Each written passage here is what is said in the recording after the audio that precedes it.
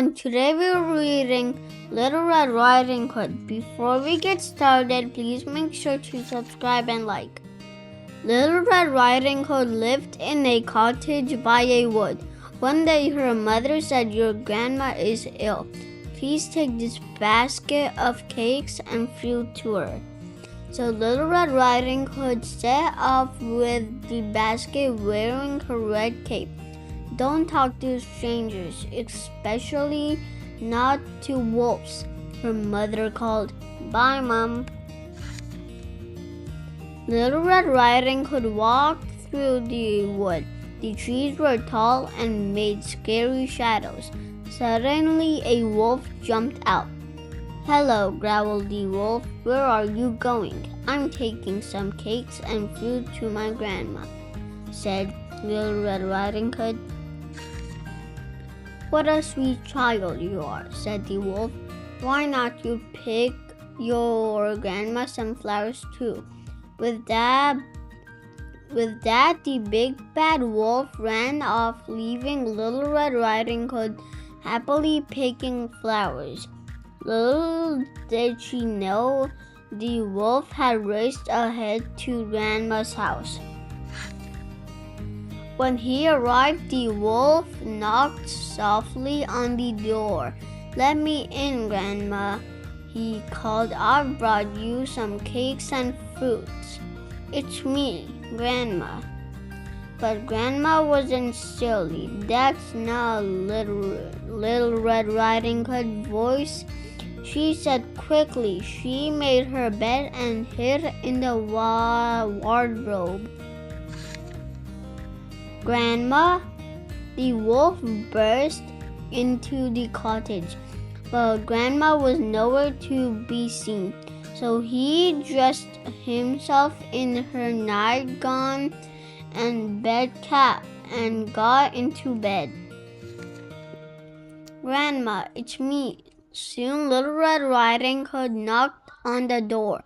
"Come in, dear," snarled the wolf in his nicest voice. "Grandma, you look odd," said Little Red Riding Hood. "Come and sit beside me, dear," growled the wolf. Little Red Riding Hood sat on the bed. "What big ears you have, Grandma," she said.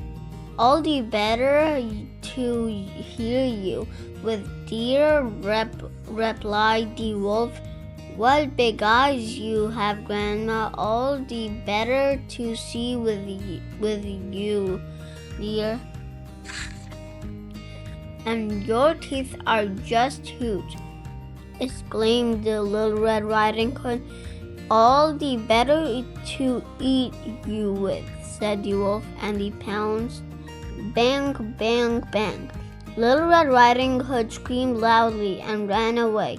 The wolf leapt after her, but suddenly there was a banging at the door. Little Red Riding Hood opened the door. There stood a woodcutter who had heard her scream. He raised his axe with a howl of fear. The big bad wolf dashed past the woodcutter, out of the cottage and away into the forest. Little Red Riding Hood and the woodcutter heard a strange knocking coming from the bedroom. They opened the wardrobe